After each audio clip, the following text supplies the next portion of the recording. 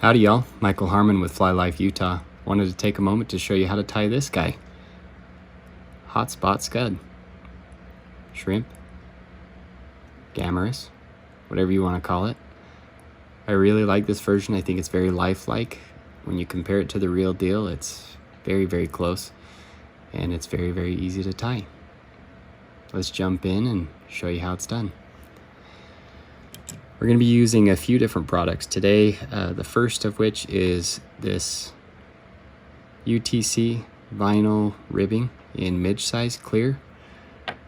For the appendages, we'll be using a mixture of two different dubbings, both from Hareline, Ice Dub Shrimp Pink, it's one of my favorite colors, and then Ice Dub UV Pearl.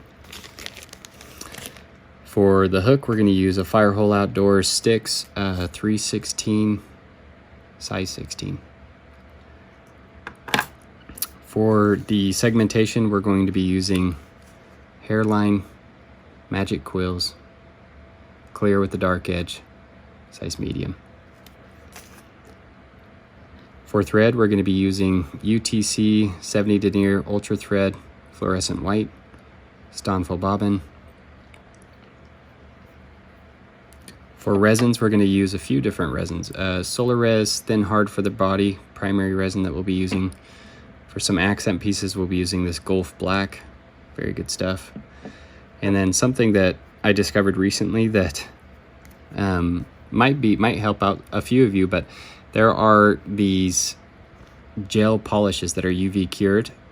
You can get them on Amazon for, I think you get 18 different colors for about $30, $25 to $30. I got those for my daughters, of course, and then realized that I could be using these with my flies. So this is color 328. It's a bright orange, very nice color. These work great, and if you don't want to spend a lot of money on colored resins, it's a great option to go with. Let's go ahead and get started. These size 16 hooks, I feel like they run a little bit smaller. Maybe they don't, it's just my eyes, but I feel like it looks like about like a size 18. It says size 16, but I really like this size for this specific pattern. All right, we'll go ahead and start with our thread.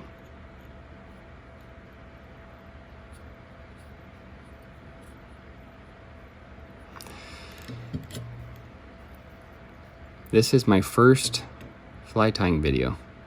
So if you're watching this and joining me, thank you. Appreciate you taking the time. Really excited to show people how to make this pattern. I had really good feedback on it with a few different forums on Facebook and on my social media account, which you could find me on Instagram with at fly_life_Utah. All right, so we're gonna start with the ribbing. Now at this point, if you wanted to make this a weighted fly, we could throw on some lead weight, but we are not going to throw any lead wire on there, and we're going to start out with this ribbing just for this tie. So this is about 2.5 inches of the clear ribbing. We'll go ahead and trap that on there.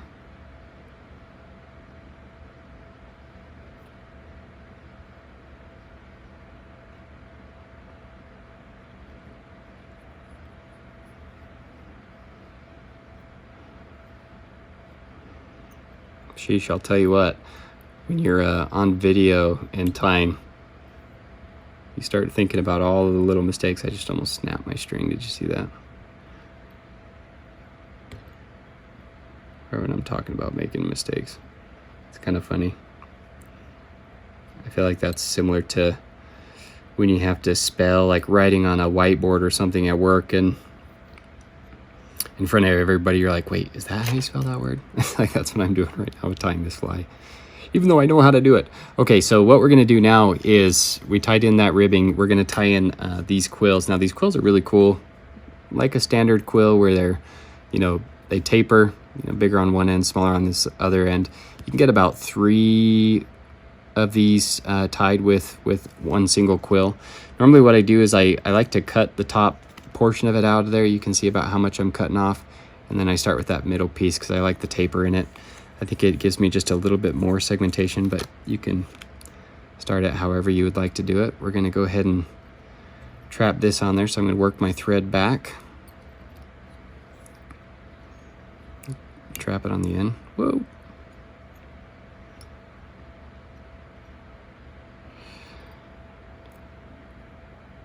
Okay, and when I do this, I put the dark side of the quill down. Now you can see it's sticking to my thumb. It's got some adhesive on it, which is really great, and it helps to make this a little bit easier sometimes to trap it. So what I do is I like to push it on there, and then that can help me trap it.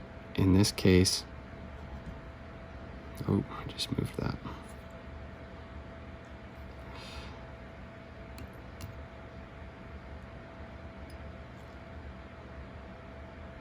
There we go.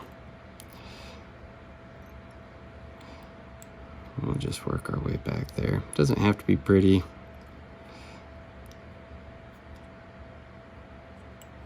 There we go.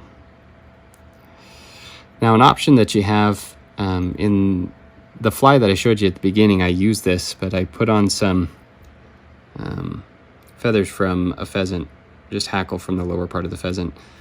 I don't know what the exact name of it is called, but this is what I like to use. And I usually just add a few strands, 3-4 strands to the back, and I like the way that makes it look, like the appendages, long appendages, the curl that's in the water.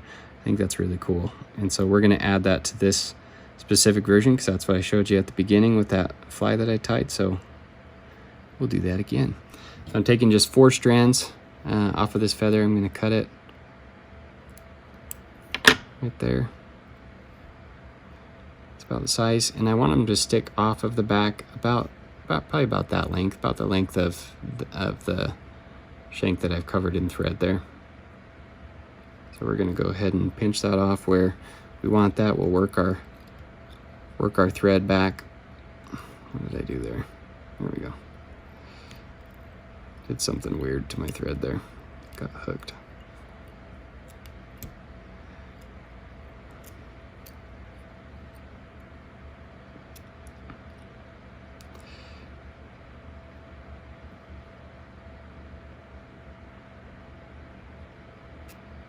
And we'll trap that on there about like that. Maybe a little longer than I normally would like to do it, but that's all right. We'll work with it. Okay, so from there, we're ready to get the party started. So I'm going to go ahead and whip finish this so I can use my rotary. If you have a rotary vise, I definitely like using it whenever I'm doing touching turns and just any wrap in general. We're going to start out with the clear ribbing. Get that in a position that is clean. Okay. And slowly just wrap that, doing touching turns. Doesn't have to be perfect. I mean, if you're a perfectionist, let her rip, tater chip, but for me, just adding some volume to the body, and I love the transparency of the look, and that's why we're doing this.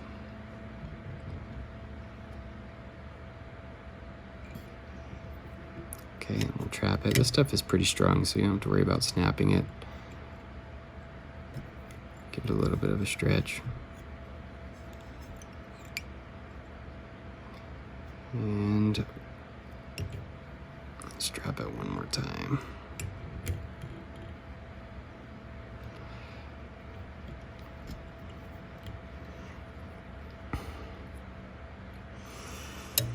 And we'll go ahead and cut off the excess. I think you only need about 2 inches. I think I do 2.5, but I always have just a little bit extra on the end. From there, what we're going to do is wrap the, we'll do another whip, I guess, so that I can use my rotary again. Just 1 to 2 whips real quick.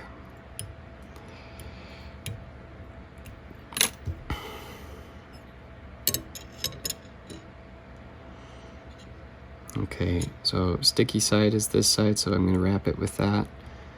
And I like to usually put the dark line on the outside. Perfect. There we go. So just again on this touching turns. Gonna move those pheasant tail feathers. That's okay, I'll correct those in just a minute. We're just gonna wrap it to where it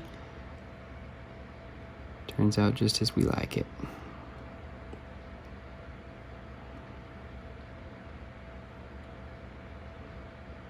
I love these magic quills for creating any segmentation, whether it's on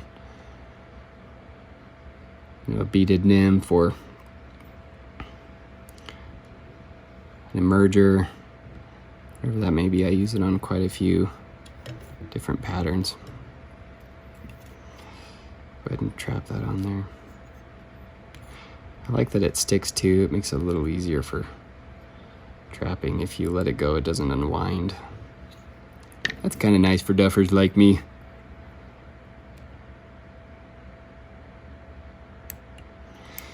Okay, that's looking pretty good so far. I love the way that looks. Okay, so now we're gonna go ahead and throw a whip finish on the end here. Because I'm using white thread, normally I just take a metallic marker. I got these from Amazon, Morphone. Comes with a bunch of different metallic colors. A lot of them are pastel colors, which is what I liked. You can see, you know, some examples here, greens and purples, blues. This one specifically is the bronze. I really like it. It's water-based ink, but it's pretty decent for the string and this purpose. I like to color it and add that contrast to the head of the fly, the shrimp. Let that dry for just a moment, and then we'll throw a whip on it. And I'll use that whip to taper the head just a bit. It's not to make this very, I mean, we're going to be covering this in resin, so it's not that big of a deal, but let me close off some of that gap.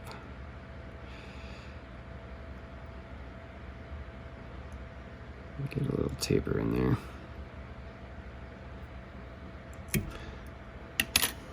Yes. I knew that was coming. I felt the pressure. All right, we're gonna do that again. Bloopers! Happens to all of us. Hey, go ahead and cut that off. Here's a little trick. You can see I've got some little things hanging there. I always keep a Zippo, and then what I like to do is cover anything that's like a natural fiber, and then I'll just very quickly bring the lighter over to it, and that helps take care of any of those wisps so that you get a clean surface to put the resin on. There you go, little trick. All right, so from here we're going to start using the UV resin. So I'm going to start out with the Solar Res Thin Hard. We're just going to build the body up a little bit. It doesn't take very much resin to do this. It might look like I'm using a lot, but I'm really not. Just a slight amount. So what we're going to do is slowly build this up. So I'm putting just a dab on there, just a little drop. And then from there, I'm just going to spread it out with the tip of this. You can use your bodkin right now if you want to use your bodkin, which I'll start using in a second. But for this first layer, I'll just use this. After I've got that on there, I'm going to hit it with UV light. My UV light I'm using is the Ultrafire. I got this on Amazon for, I don't know, 15, 20 bucks, I can't remember. And it is so good. It's rechargeable, comes with the battery. It's brighter than all get out. I can't believe how much some people spend on UV lights, and I didn't want to spend that much. So that's the one I went with, and I'm happy with it. All right, now we're just gonna keep building the body up. So if you can see, I'm just gonna add just a scotch more, and we'll build that up. So I'll put a little layer on there, and then I'm gonna take a bodkin, using a Stoneful bodkin. Pretty cool. I like these because they're tapered a bit more, sharper. I really like Stoneful products. I think they do a good job. Not even sure if I'm pronouncing that correctly. It's an Italian company, but Stoneful, I think, is how you pronounce it. So I'm just trying to even this out. If you're a perfectionist, you know, take your time with it. I just like it balanced. I don't like it. It doesn't have to be perfect.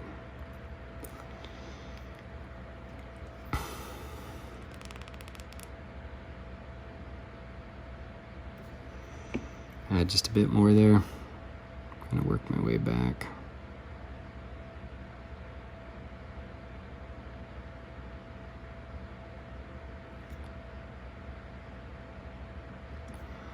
Looks pretty good so far.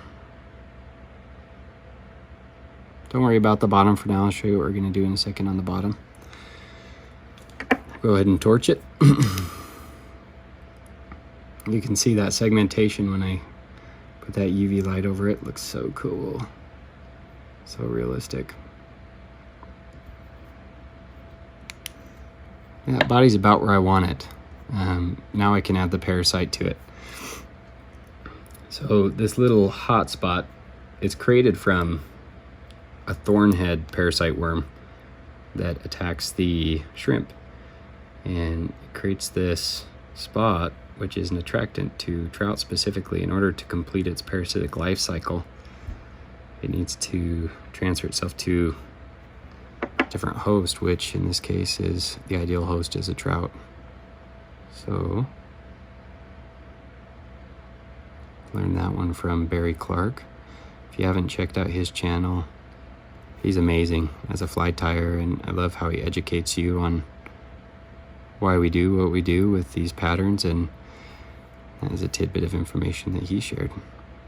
He does a very similar pattern. He uses a little bit different technique around the body, where he's using clear tubing around lead wiring, which is really cool, and weights it. I just really like the segmentation look of this that this provides, but very similar techniques because I learned them from him.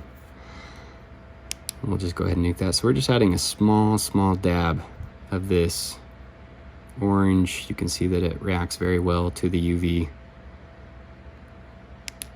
Doesn't take much on there, just a nice little hot spot. I think that's about all I want on there. You can make this as big or as small as you want, but for me that's about what I like to see there. Now we're going to add just a little bit more UV resin, clear resin, excuse me, on the body, just to provide a little depth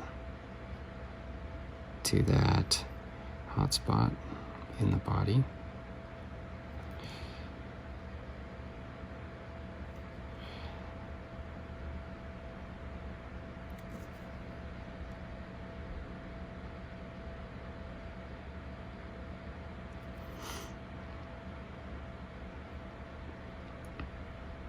This is the most boring part of the fly.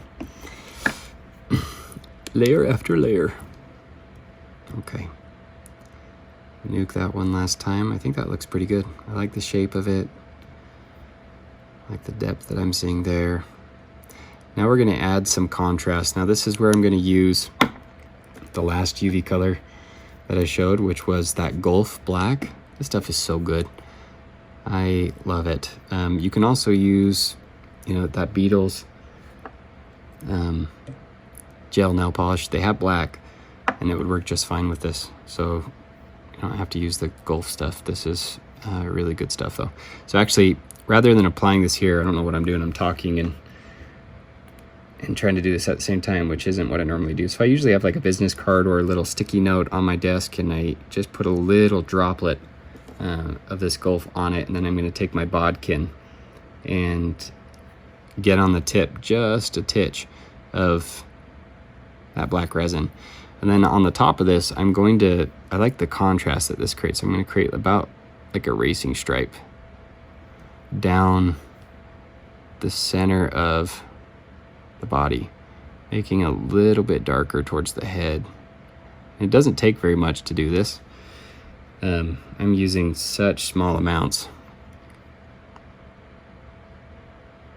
I'll just build it up just a little bit, and then I'll spread it around. But it's just on the center line down the body. I don't know if you can see that, but I like that contrast that it creates on the head. I'll put one on the rear.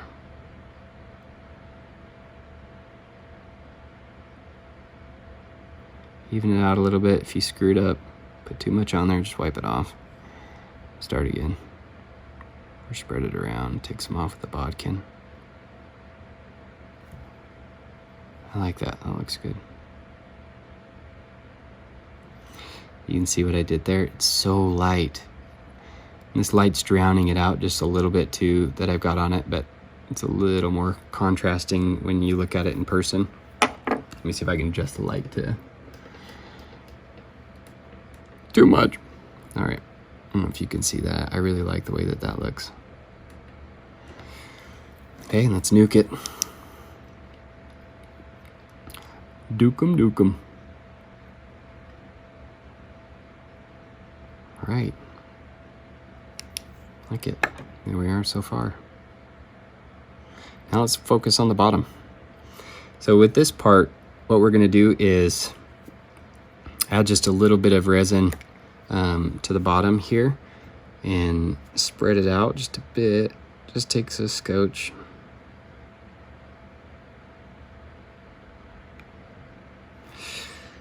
Yeah, that looks good. I'm just gonna even this out, get a little more towards the rear because my vise was in the way. Make sure those threads are covered. And then from there, this is where we're gonna take the dubbing. So we just take a pinch of both. So tiny, tiny pinch from both of them. And it ends up being about that much. You can see. And I like to mix them. So you can see I've got it mixed here. All I do is the fancy mixing way, you know. I'm fancy. That's all I do right there. And then I'm going to kind of bundle it like that. And then I want a flat surface to work with. So all those little fringe hairs, I'm going to cut that off. Fringe hairs, fringe dubbing pieces. All right, there you go. I got a little flat surface to work with. Now that's where I'm going to marry this with the shrimp. So have that right there. And I'm going to stick it straight on, and I do it at this angle for a reason, because I want those appendages to be facing towards the head. So I'm just sticking that on there just like that. And I'm going to take my UV light and blast it.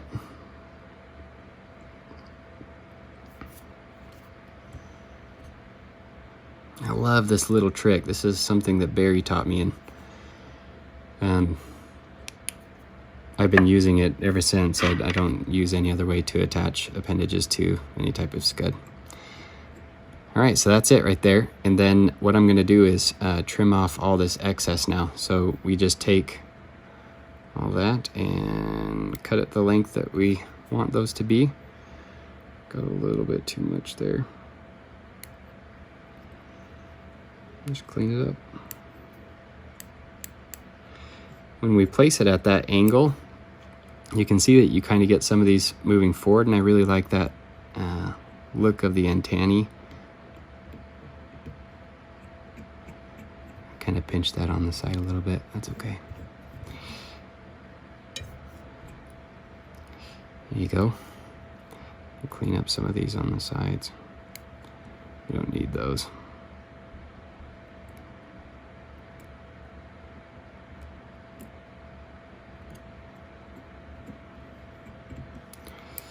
Alrighty, you can see there how she looks.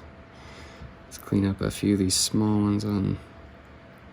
They're going a little crazy on the bottom. You can spend as much time as you want on this part. It's not that important to get everything exact, but that's about it. That's what I'm looking for as an end product for the appendages. So it's got a good contrasting color with those two different dubs, those two different dubbings. Yeah, I like that. That looks good. That looks good. Okay, last but not least, we're going to take care of these little pheasant tail feathers that we have on the back, and this is going to use a hot bobbin method. And so what I'm going to do, I found that it's a little bit easier for me to either tilt this up like this so I can actually get the bobbin behind it, or to take it off and do it. Normally I would take it off, but for the purpose of this video, I'll try to show you in this way so that it's easier for you to see. So I'm just going to take my Zippo lighter and take my loon bobbin that I like to torch, And then all I'm going to do is heat this for just a couple of seconds, and then I'm going to stick the bobbin underneath, and then I'm going to roll it. As I roll it, that heat is going to transfer to that and cause those to curl a bit. Okay, so I take this and there you go. And you can curl them whichever direction you want. In this case, sometimes I curl them up, sometimes I curl them to the back. It's whatever floats your boat. In this case, we're going to do this a little bit different and curl them this way. You would just place the bobbin on the other side if you want to curl them the other way. Here we go.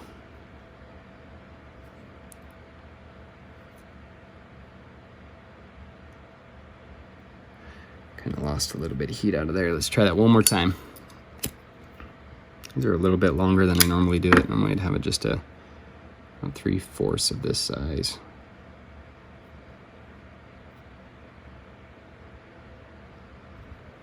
It's a good curl.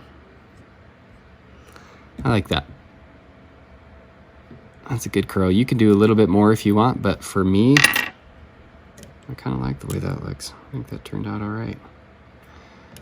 All right, so I'll stick this back in here, and that's pretty much the finished product. I'll probably clean this up just a little bit, trim out some of those leg hairs. Maybe I'll add a little bit of bone dry on the top, resin. I really like this stuff. Sometimes that solar res thin hard gets a little bit cloudy if you touch it. It doesn't quite cure perfectly, and so if I ever want it to get a little shinier, I'll put just a titch of this on top and then hit it, and that's a good finished product.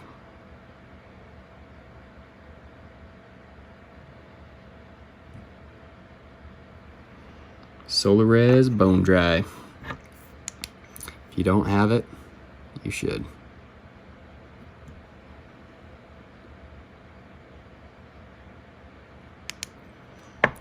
And there we go.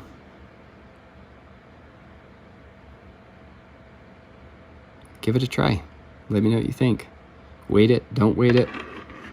Fish it. Give me some feedback. If you like this and you want to see more, give me a like, give me a subscribe, or not. Happy that you came and watched it anyway. Hopefully you learned something. Check out Barry Clark.